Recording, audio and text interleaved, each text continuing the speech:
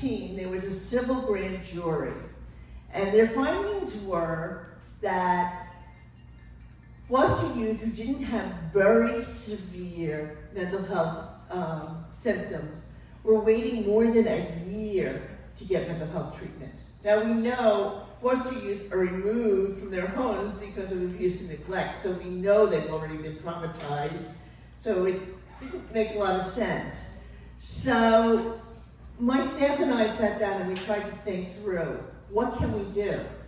Because the problem actually wasn't that the county didn't want to give them mental health services. The problem is that there is a severe shortage in California and nationwide of therapists. There just aren't enough for the demand. So we said to ourselves, okay, well, we can't hire more because there aren't any. So what should we do? And we were like, well, we're really good at recruiting volunteers to work with foster youth. So we will recruit licensed therapists to volunteer like an hour a week to work with a foster youth for as long as the foster youth or former foster youth needs it. Well, CASA gave us a $40,000 grant, which was not enough to even do a pilot. And then they were like, well, you can raise the rest of the money. So what we did actually was we applied to Impact100 and got a grant of $108,000. And we were able to do a pilot. It's even better. It gets even better. We were able to do a pilot that was extremely successful. And then the state of California gave us $1 million to roll it out throughout the entire state. And then the federal government gave us $600,000 to do that. Now, none of that would have been possible if we hadn't gotten the grant from Impact100. So after that, I joined Impact100 because I was like, well, this has an impact. I really want to be part of it. So I joined as a member as well. So I just want to tell you how important it is what Impact100 does in this county. And we're going to be talking a little bit more about at-risk youth in our county with our speakers here. So let me introduce them all. The first person I'm going to talk about is a person that I think is just amazing, Brianna Robinson. She's been with Opportunity Junction since 2006, but a month ago she became the president and CEO of Opportunity Junction, which we are all extraordinarily happy about. She served as the vice president of program for 10 years, where she spearheaded the launch of the Roadmap to College, which I believe was that how Impact100 funded that. Yes, they got the grant from Impact100 the year before CASA did. And she has developed an alumni career ladder. Obviously I'm reading this, but she's just done, and now they have a health care career pathway, which is extremely successful and actually very, very important. Our next panelist is Jeff Byman, who is VP of Partnership for Springboard Collaborative. It's a nonprofit that coaches families and educators to help kids read on grade level by 4th grade, which I'm sure all of you know that it's essential that children be able to read by then, because before that you're learning to read, and after that you're reading to learn. He's also a trustee of Mount Tamalpais College, the country's first accredited college that serves incarcerated students inside San Quentin. Jessica Donahue is the executive director of, well, I believe she's the regional director of Seneca Family Agencies. She got her social work degree from Smith College, and she started a career in New Jersey, where I also am from, oddly enough. So she's worked for a long time on mental health issues with at-risk adolescents. And then finally we have Natalie. She's a California native. I guess she wasn't in New Jersey. And she's worked as a survivor advocate for 20 years. She's an attorney, and she currently works with the Contra Costa Family Justice Center. She's the director of the central office in Concord. Actually, she's just down the hallway from CASA. So I'm going to start actually with Brianna. I'm going to ask her some questions. And then I'm going to give her this microphone, which she has to be very careful to speak directly into. There's a second microphone. Because if she doesn't, we won't hear her. Okay. Okay. So, you know, Brianna, you're the president and CEO of Opportunity Junction. You have 2 master's degrees in educational psychology and education administration and supervision, and you are an expert in workforce development in low-income communities. Can you please explain the issue area and how it is an obstacle for at-risk youth in Contra Costa County? Thank you, Ann. Thank you, everybody. Thank you, Impact100, for putting on this event. So, the work that we do with Opportunity Junction, our core belief is that everyone who works hard deserves an opportunity to succeed. And we discovered in our programming, so many people coming to us were youth 18 to 24. We don't serve minors. The youth we serve are the transition age youth. Many of them are transition age foster youth. And they're coming looking for something, and the barriers they're facing are going to be building from what they have been experiencing in their youth. That they have a lack of education, or quite often educational trauma, a really poor experience around what they went through when they were in the public education system. They don't have the self-confidence to navigate the systems. Community college is supposed to be easy and accessible. It is scary. When you drive onto those campuses and you don't know where to park and you don't know how to get a parking pass. We've had clients who come to our program who said, I drove in and I turned around and I walked away. Because they're not easy to navigate. You need to be able to navigate the online technology. We have youth who are coming to us who have a lack of connection in general, right? They lack of connection to family, to friends. We're seeing it exacerbated in this post-pandemic world where people are just, they don't know how to connect to people. And the services we provide are short-term job training that lead to entry-level careers either in the administrative field or into healthcare. When we first were working with Impact100, we were working with youth in workforce development into administrative careers or to help them navigate the community college system. Since then, we've also launched a healthcare career pathway, helping the youth launch entry-level healthcare careers as certified nursing assistants. It is the launch pad for entering into other healthcare fields. And what the youth need when they come to us is, yes, they need training, yes, they need education, yes, they need focus, but they also need the wraparound supports. Somebody who's going to help them know how to apply. A lot of the youth who come to us have spent a significant amount of agency time, we call it, and I know you probably know this, the amount of time they spend navigating the bureaucratic systems to have access to the resources they need. So we want to make our program as accessible as possible so they don't have to fill out another pile of 18 pieces of paper, give all their personal information. The youth we are serving also, they don't know where their documents are to be able to enter employment. So we're helping them go to the Social Security office and get a Social Security card or get access to an ID. And they enter our training programs, and we have targeted 12 weeks intensive full-time training in a model that is with ages that aren't just youth, to help the youth have peers and role models who are able to teach them what it's like to be professional in the workplace. The wraparound supports include transportation assistance. We give them hot lunch every day so they don't go home hungry. Partner with the food bank to give them groceries on the weekend.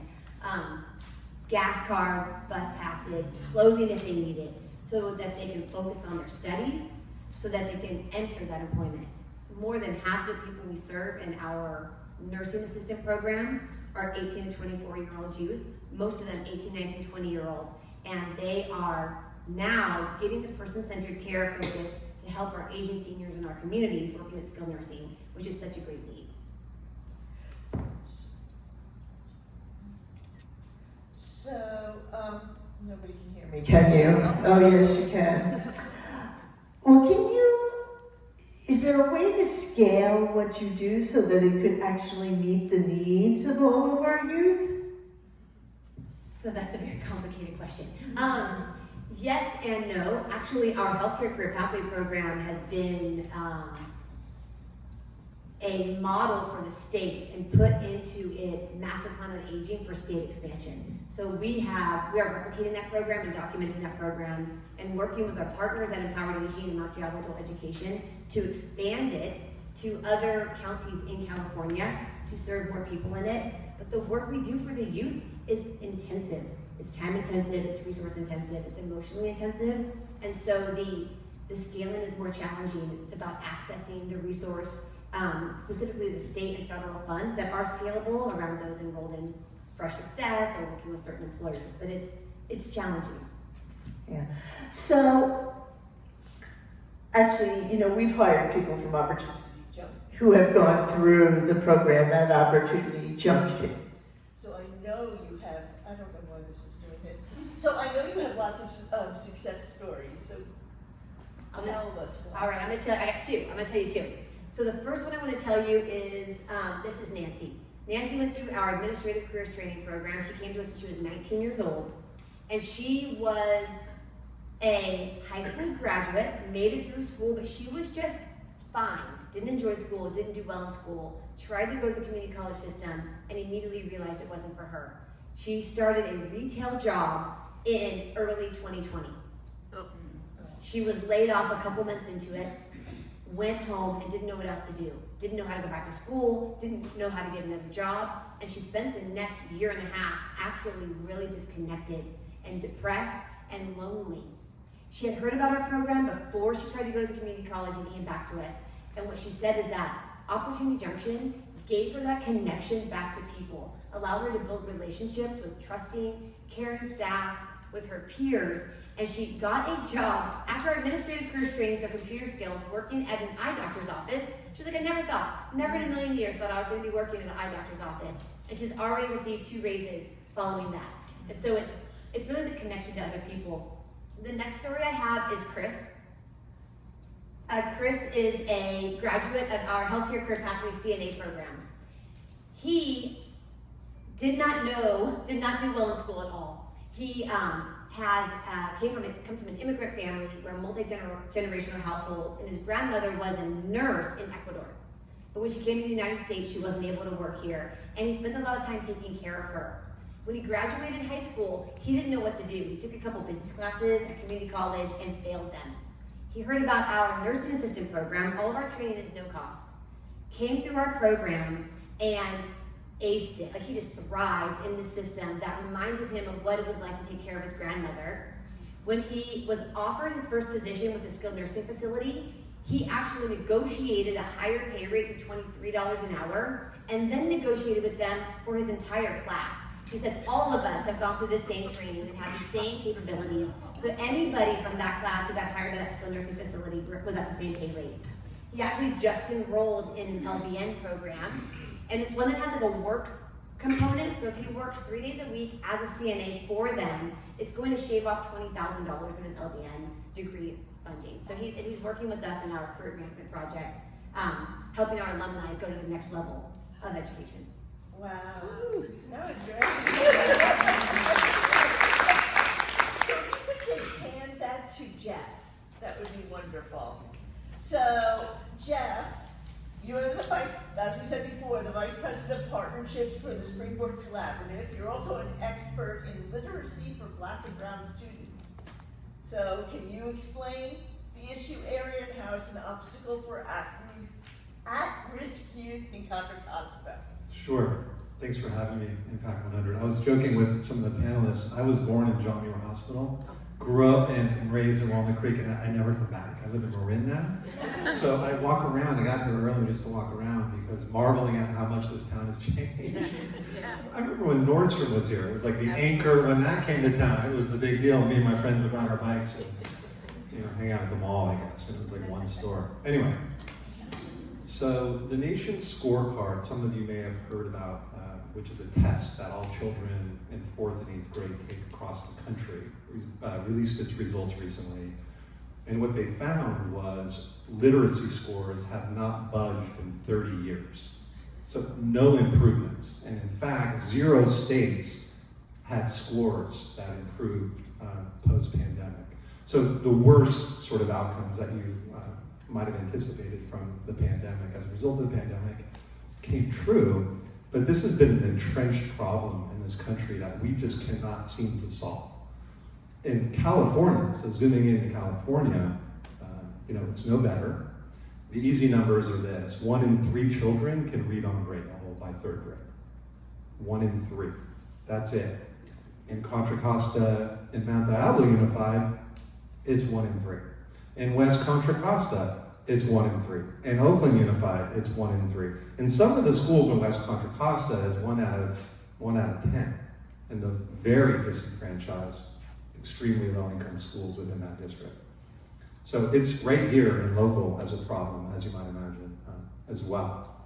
So you have this intractable problem. You have school systems that are having a real hard time around the country and locally as well. It's been a windfall of funds, we know about that. $190 billion of federal stimulus funding flowed into schools. It's about to run out. Many have not spent the money yet. So it feels like there are no huge, big, innovative ideas coming out of these institutions. And so as an organization, we're trying to ask the question, what's it going to take? What might we do differently for the children in our programs? And we are a national program, I should mention, that we do a lot of work. California and in the Bay Area is our largest kind of service population. What we do is kind of simple. It's not revolutionary. And so what we say is we need to coach teachers to form trusting relationships and partnerships with parents or caregivers as partners in education. Because what you have is tired teachers. They're exhausted. They have to deal with all the traumas that some of you have alluded to that show up at their doorstep every day, and they have to shoulder the burden, oftentimes, individually, to bring these kids to grade level reading. And we say, you don't have to do that alone, because if you just turn your head a quarter turn, there's a family member that loves their child, just like we all do, if you're a parent, and they want to be invited into the equation as partners. And so what that means for families that are immigrants to this country, that are maybe undereducated in their home countries or lack opportunities to continue their education. They want what's best for their children, but they haven't been made to feel welcome or safe or invited into the equation as partners. And so what we do is we train teachers and say, you could transform your practice, you could battle isolation as a teacher, just through some simple ways of engaging families as authentic partners. So we train parents to visit the homes of their children, of the kids in their classes. To say to the parent, we're about to go on a journey together. I'm going to do this, I'm going to need you to do that, which includes coming to workshops every week, at which they are upskilled to essentially support high-quality home reading experiences, and we give them books to do so and whatnot. So they come in every week for that. In the meantime, the teachers are working with their children in small groups. They're practicing with their families together in the room. It's incentivized, and so there's sort of a game aspect to it where children get rewards like books and backpacks if they hit their reading goals. And that's sort of the model. So districts who don't, to your question, I don't know if it's coming about scale, it's very hard to scale individual tutoring. That's not easy to do. And so that's the sort of the hot topic right now in education. That's all anyone's talking about. Well, AI and tutoring. Those are the two things that everybody wants to talk about. And what you see is a lot of groups who are trying to do tutoring at scale, and what they're doing is these third parties that are coming into districts with virtual tutors that don't know the kids, and it's not relationship based. Kids aren't showing up because they don't feel like there's a connection. And so you have a lot of money being spent on that, and it's being underutilized.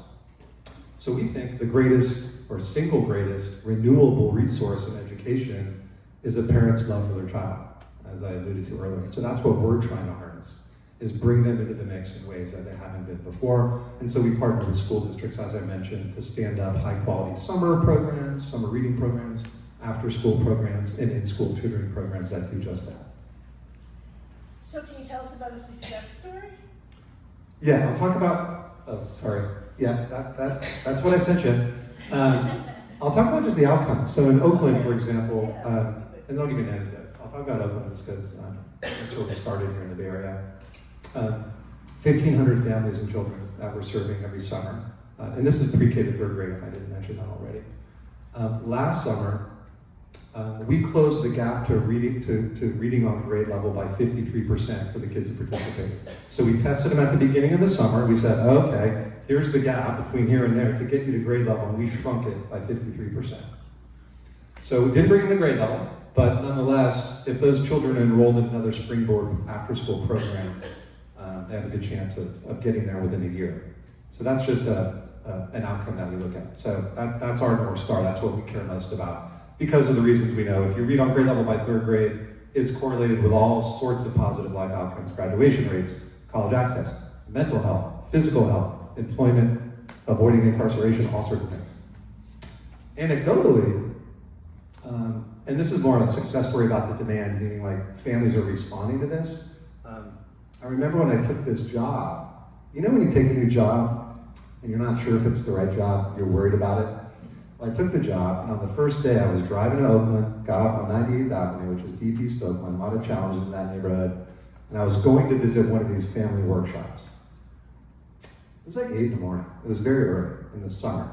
And as I am approaching the school at the intersection, I saw about 150 blue t-shirts. And it was families volunteering on the summer, mainly moms, but some dads, holding their children's hand who also had the cute little blue t-shirt, and they were going so they could get trained on how to support reading at home. So for me, that's a success story, even though it's not an outcome, but it's showing that these families are there. They want it just as much as better resource families want it for their children. And we just want to serve more of those kids and families. Great, thank you. I believe Jessica is next, is that true? Mm-hmm. Yes, okay, great. So, you know, Jessica's the Regional Executive Director for the Center for Family of Agencies. You're also a social worker, a clinical social worker, and you're an expert on mental health issues for adolescents. So same questions. How do you explain this issue? Oh, just go ahead. Okay, thanks, Anne, and thank you so much for having me as part of the panel. And I wanted to start by kind of sharing that I've worked in Contra Costa County with youth and families for almost 14 years with Seneca. And although I'm not a California native, I feel Contra Costa has become my home. I live here now, and I have for over a decade. So I care deeply about the communities. And my view of kind of mental health for adolescents is definitely through the lens of the programs that we provide and the services we provide at Seneca, which tend to be high intensity, high end mental health services. And largely focused on the Medi-Cal population. So kind of just wanted to give that as a caveat while speaking to kind of the overall issues that we see youth and young people facing related to mental health at this time. So we kind of know as a national statistic actually over the last 10 years, young people's rates of anxiety and depression have been increasing. So it's not a new issue. However, the pandemic has sort of exacerbated many of those issues for the young people who already had risk factors, who already were experiencing some mental health challenges, who were already experiencing adverse childhood experiences like poverty and generational traumas themselves, family violence, things of this nature. So we've seen a tremendous increase in the last couple years, the last 5 years specifically, of rates of anxiety and depression. Specifically, this is a national issue, but in California, we've actually seen rates of anxiety and depression increase by 70% in California. And at this point, nearly 20 to 30 youth and adolescents report having thoughts of suicide, which is a pretty staggering rate. And so, I think that it speaks to many kids are doing great.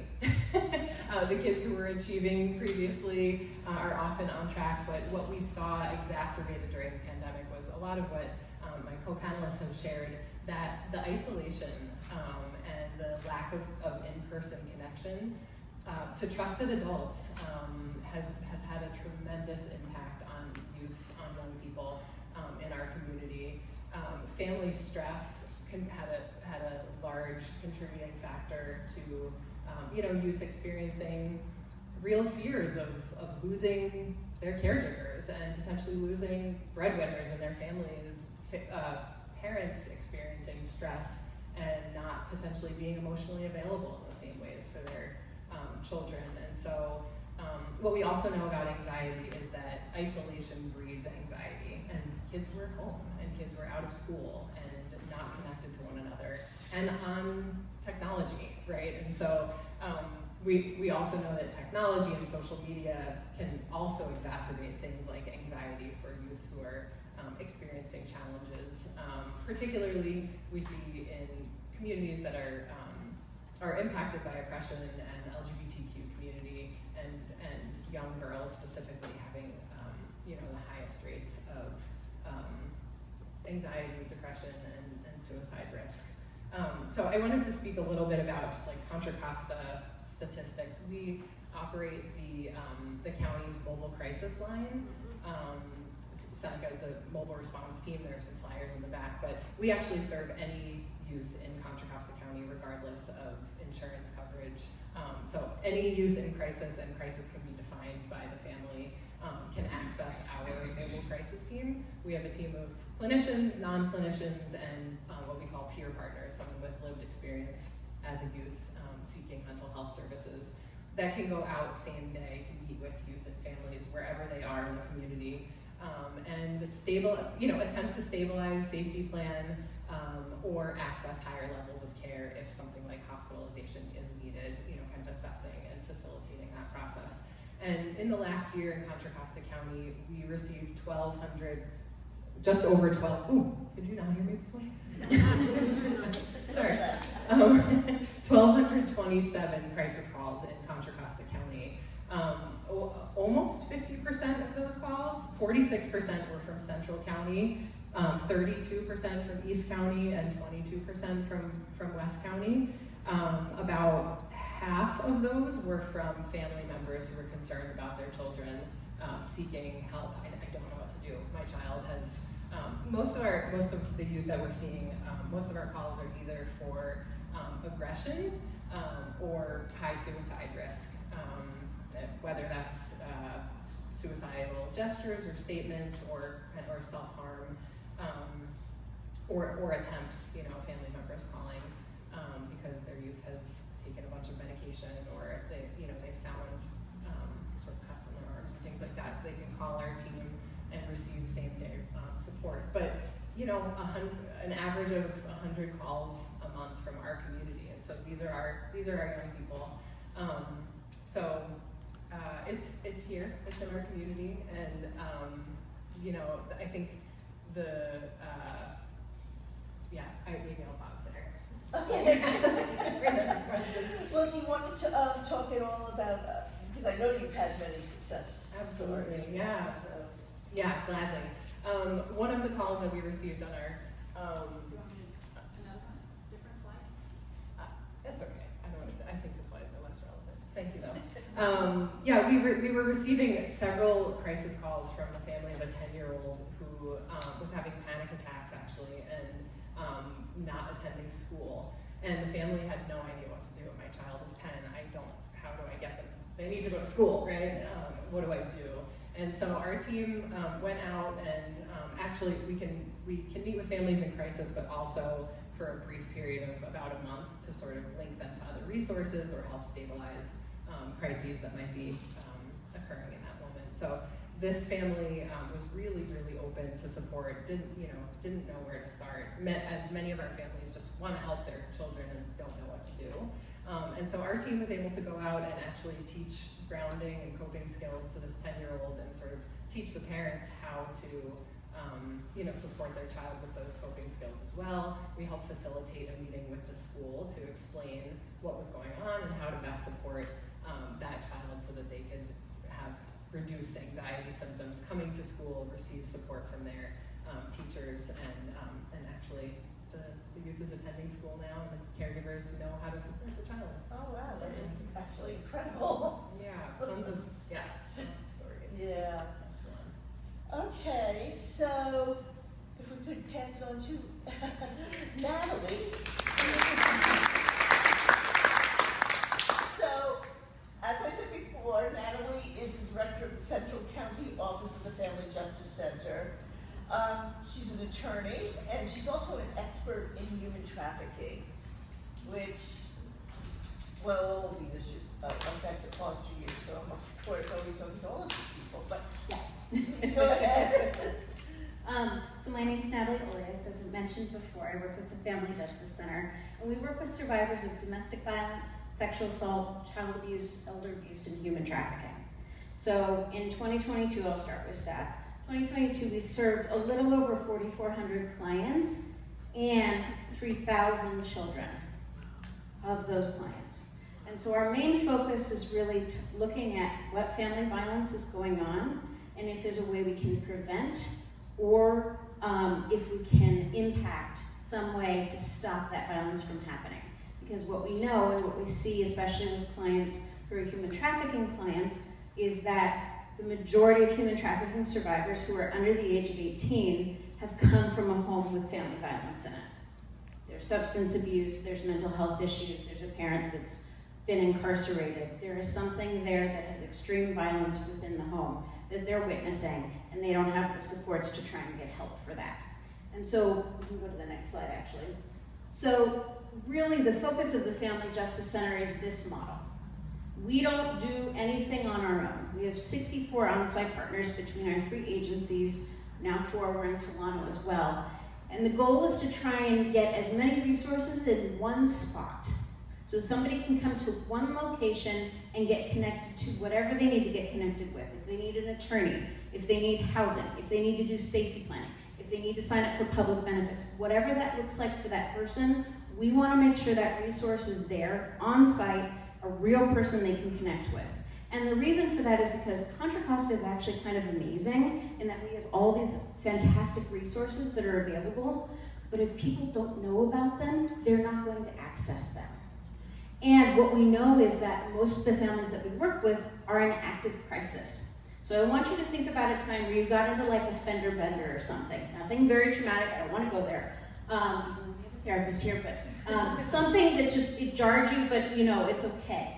When you got out of the car, if somebody comes up to you and says, there's 10 resources I want to give you right now, how likely are you to remember any of them? It's going to go right over your head, right? And that's what's happening, is that the majority of the families, if police are coming out, police are giving this wonderful envelope with lots of resources that those families are never going to call. Because you have to make the phone call, you usually have to play phone tag with somebody once you make that phone call, and then you have to get over to that agency somehow. And it just, what we're seeing is that families who English is not their first language, who have to cart around children while they go and do this, they're just not accessing those resources. So this is really the model that we've tried to embed in all of our centers, is we're gonna put agencies in our locations so that you can get connected to those resources. And we can go to the next slide. So the population that we're talking about specifically is youth. This is our human trafficking multidisciplinary team meeting. A lot of you probably never even heard of this, you didn't even know existed in Contra Costa County. We have a high-risk review team for cases of human trafficking. As you can see, the majority of those cases are what's called CSEC cases, commercially sexually exploited children. So under the age of 18, every single case that was discussed last year was somebody under the age of 18. They were either sexually exploited or they were involved in some kind of labor trafficking, which Hollywood doesn't really talk about as much, right? We only usually think of the sex component. There's also a lot of labor trafficking that happens with kids right in front of our eyes, and we just aren't accustomed to noticing it. So as you can see from some of these statistics, the main focus of MDT is to bring resources together in one space. We meet bi-monthly and talk about high-risk cases that we're really concerned about. And at the table is probation, the DA's office, CASA comes, several different legal resources, Bay Area Legal Aid, Justice at Last. All of these resources, Seneca shows up, all in one spot, and we're gonna say, okay, for this client, Jane Doe, this is what we can offer them right now. And how incredible is that? To be able to have all of these agencies in one spot say, yep, you just let me know how to get a hold of them, we'll get them connected. That's the goal of MDT. So as you can see up here, it's a pretty staggering number, the 75% of goals.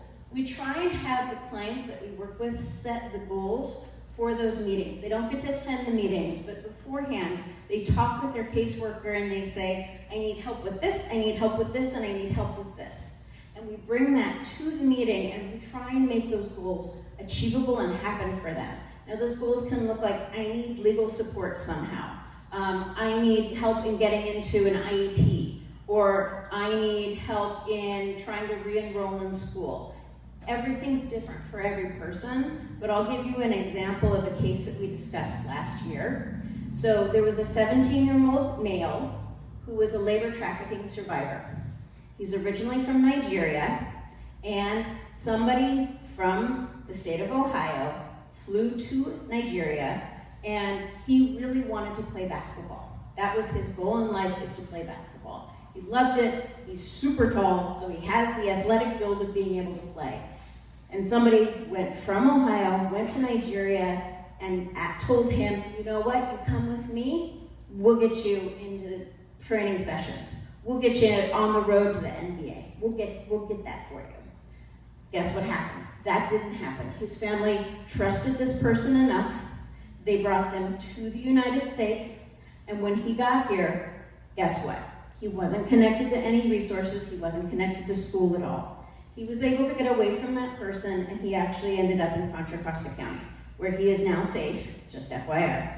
But he needed so many resources. He doesn't have parents here, any family whatsoever. He hasn't graduated from high school, right? He has no job prospects at all. He's now 18, but very minimal, right? And his documents are being held by that person in Ohio who will not give them back. And so what do, right? So his case was nominated to our MDT team. And in that team, he was able to get free legal services to figure out his documents, because he has to go through immigration procedures, right? He has to figure out a way. We got him connected to an FBI agent, because this is outside the United States, so you have to get the FBI involved. He was also able to get connected with shelter services, because at some point, where he's staying is fine, but at some point he needs to transition somewhere else. And so we wanted to make sure he had that resource. And so we have a partner agency that we work with that's called Love Never Fails. And they actually have a program where they do education and shelter at the same time for their clients. So he's able to work on his GED and be in a safe spot. So that being said, I use this example because it's wonderful. He's doing fantastic. He's working with a therapist. He's getting all the supports that he needs. But the majority of cases that we see are people that were born right here in Contra Costa County. We have so many human trafficking cases. There's a corridor that runs along Oakland, Richmond, and Vallejo. San Francisco too, mostly because they're port cities, so it's easy for people to get in and out, not a problem. And we're seeing kids that are from most West County and East County, Contra Costa County. And what we're finding is these kids that are especially CSEC kids, 85% of them have had some type of family violence.